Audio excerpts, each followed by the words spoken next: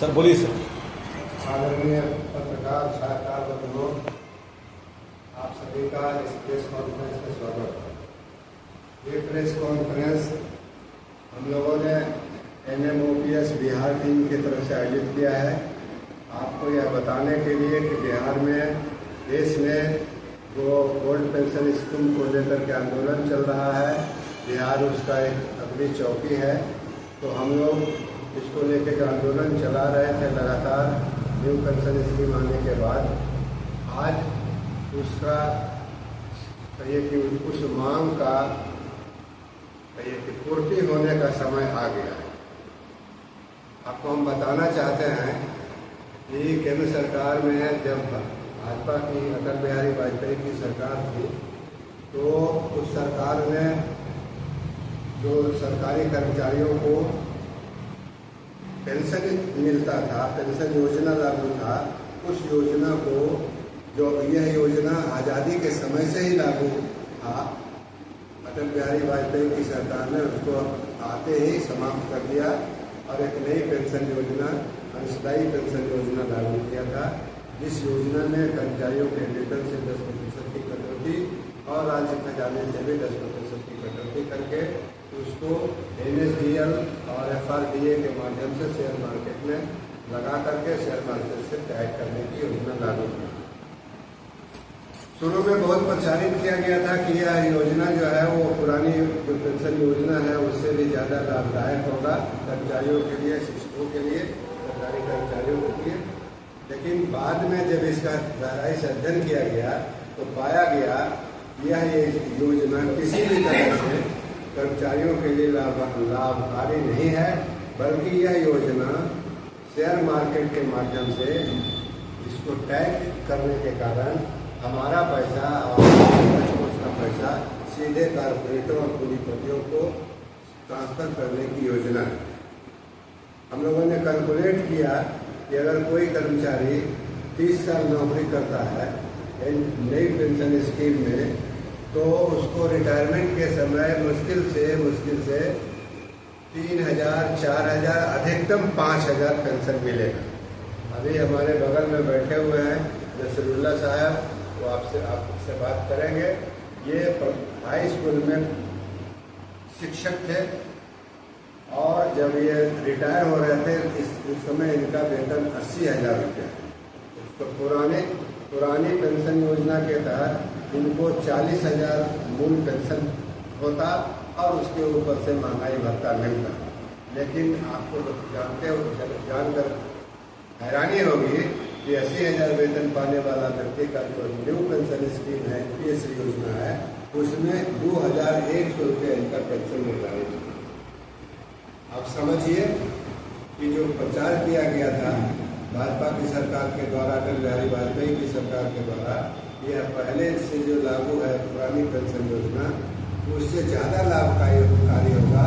एक उदाहरण आपके सामने मैंने रखा।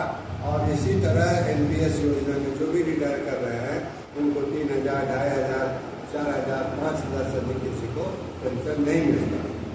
और यह पेंशन फिक्स है। एक बार जो फिक्स हो गया, जब तक आप जिंदा रहेंगे पेंशनर के रूप में, तब तक आपको वही फिक्स अमाउंट मिलेगा। इस पर न कोई महंगाई भत्ता मिलेगा, न कोई और महंगाई राहत मिलेगा। तो इसके चलते बिहार में देश में आंदोलन शुरू हुआ केंद्रीय कर्मचारियों के द्वारा, और बिहार में महासंघ ग्रुप ने इस आंदोलन को शुरू किया। बाद में आगे चल करके NMOPS बिहार टीम गठित हुई, जो राष्ट्रीय संगठन है NMOPS, उसका एक यूनिट के तौर पर, और महासंघ ग्रुप और अन्य तमाम संगठन को मिला करके NMOPS बिहार बनाया। और हम लोग लगातार आंदोलन करते आ रहे हैं, धरना, जुलूस, प्रदर्शन, भूख हड़ताल, नाराबाजी, काला बिल्ला। लेकिन नीतीश कुमार की जो सरकार थी वो बार बार हमारी मांगों को अस्वीकृत करते हुए महासंघ को चिट्ठी देता था, को चिट्ठी देता था कि ओल्ड पेंशन स्कीम लागू करने का मामला सरकार के विचाराधीन नहीं है। इसी क्रम में बिहार में चुनाव आया, नवंबर में शुरू होगा, 6 नवंबर को पहला मतदान होगा, 11 नवंबर को दूसरा मतदान होगा। तो चुनावी माहौल जब खड़ा हुआ बिहार में, तो सबसे पहले तो आंदोलन शुरू हुआ कि वोटर लिस्ट से हटाने का एक साजिश चला गया केंद्र सरकार के द्वारा, वर्तमान मोदी सरकार के द्वारा केंद्रीय चुनाव आयोग को इस्तेमाल करते हुए। तो उसके खिलाफ आपने देखा होगा कि पूरे बिहार में वोट चोर का आंदोलन चला, और वोटों की चोरी कैसे की जा रही है जन जन तक इस बात को पहुंचाया गया, उसको बताया गया। तो उधर वोट चोरी के खिलाफ आंदोलन जनता का, और इधर हमारा ओल्ड पेंशन स्कीम को लेकर आंदोलन जारी था। और अभी हम लोगों ने 2 महीना पहले सितंबर में 14 तारीख को बिहार पटना के मिडिल स्कूल मैदान में बरसात के बीच में बहुत बड़ी रैली किया, जिसमें बरसात के बावजूद करीब 5,000 कर्मचारी शिक्षक इकट्ठा हुए थे। उस रैली में हम लोगों ने ऐलान किया, चुनाव की घोषणा हो जाने के कारण उसके आलोक में, कि जो दल या जो गठबंधन ओल्ड पेंशन लागू करने का वचन देगा, ओल्ड पेंशन लागू करने की घोषणा पत्र में शामिल करेगा, ये NMOPS बिहार टीम उस दल या उस गठबंधन के पक्ष में काम करेगा। और हमने नारा दिया, वोट फॉर OPS। जो चुनाव होगा, सरकारी कर्मचारी ही वोट देते हैं, जो चुनाव मतदान कर दल में रहते हैं उनको भी पोस्टल बैलेट के माध्यम प्रत्यक्ष मतदान और बूथों पर जा करके NMOPS का जो भी वचन देगा, हम उस दल को, उस गठबंधन को सहयोग करेंगे, उसके पक्ष में बात करेंगे। और खुशी की बात है कि हमारा ये जो आंदोलन चल रहा था, तो जो पूरे देश में एक इंडिया गठबंधन है, एक तरफ NDA गठबंधन है भाजपा के नेतृत्व में, और दूसरा इंडिया गठबंधन है जिसमें कांग्रेस पार्टी से लेकर के अन्य राष्ट्रीय पार्टियों से लेकर के बिहार में राष्ट्रीय जनता दल शामिल है, बड़े दल के रूप में।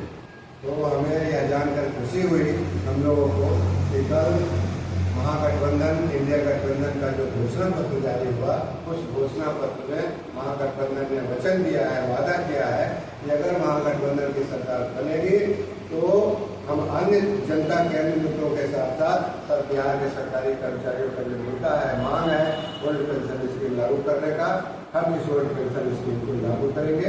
ये घोषणा लिखित तौर पर चुनाव घोषणा पत्र में महागठबंधन के तरफ से जारी किया गया।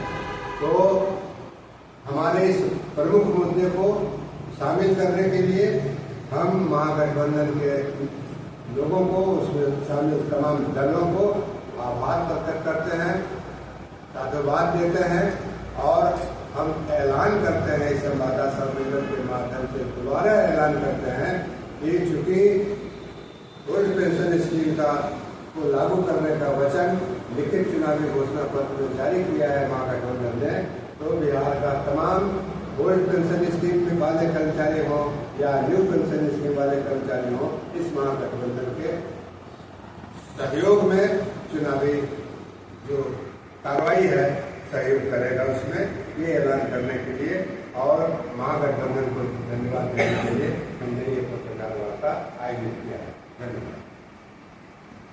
साहब बैठे हुए हैं, उनको भी अपनी बात आपसे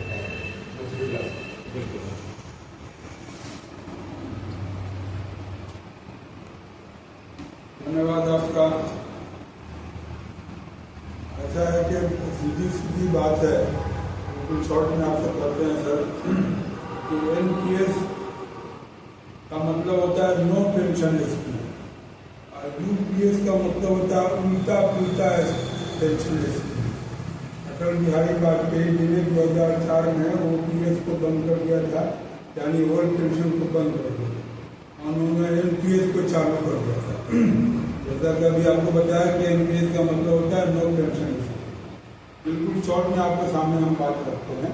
जैसे कि हम 80,000 रुपये हमको लास्ट सैलरी मिली, हमको अगर OPS में होती यानी पुरानी पेंशन योजना में होती तो हमको लिए 40,000 रुपया मिलता, और प्लस हर 6 महीने पर DA मिलता।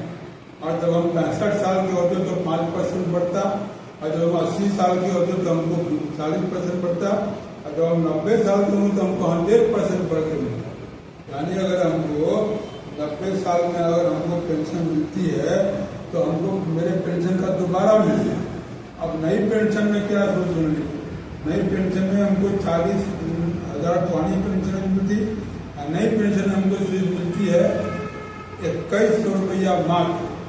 अगर हम 70 साल के हो जाएंगे, 90 साल के हो जाएंगे, मर भी जाएंगे तो हमको वही 2100 रुपया मात्र मिलता रहेगा, उसमें DA PA कुछ नहीं है।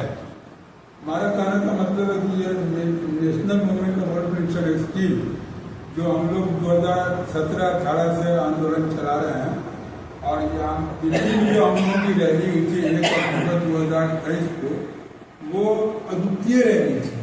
वो हिंदुस्तान क्या दुनिया में वैसी रैली कभी नहीं हुई थी कर्मचारियों की।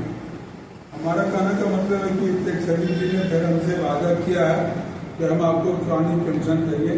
हम इस प्रेस वार्ता के संबंध में कहना चाहते हैं कि हम उनको साथ उपहार देते हैं, लेकिन उनको सभी चीज़ें अगर सरकार बनती है तो उनको दिसंबर और जनवरी 26 से पहले अपना ये जो नाम रखे हैं जिसका सवीकरण, उनको पुरानी पेंशन की स्कीम चालू करनी पड़ेगी दिसंबर तक। बस यही कहनी थी हमको। और सवाल ये पैदा होता है कि जब एक दिन के लिए कोई MLA बनता है तो उसको पुरानी पेंशन मिलती है, और जब वो MLA 11 मरतबे लोकसभा का, विधानसभा का, और जब चेयरमैन और जब वो मिनिस्टर बनता है तो उसको पेंशन मिलती है। 11 पेंशन मिलने वाले आपके इस हिंदुस्तान में। लेकिन एक सरकारी कर्मचारी जो 20 साल से 40 साल तक अपनी नौकरी करता है और उनको साफ पेंशन मिलती है, मात्र हम लोगों तो बेसी मिलता है, 2100 मिलता है। यहाँ तो मेरे अगल बगल में 800-1200 रुपये वाले पेंशन वाले बैठे हुए हैं, जो अभी 180 साल के हैं, उनको सिर्फ 1200 रुपये पेंशन मिलता है।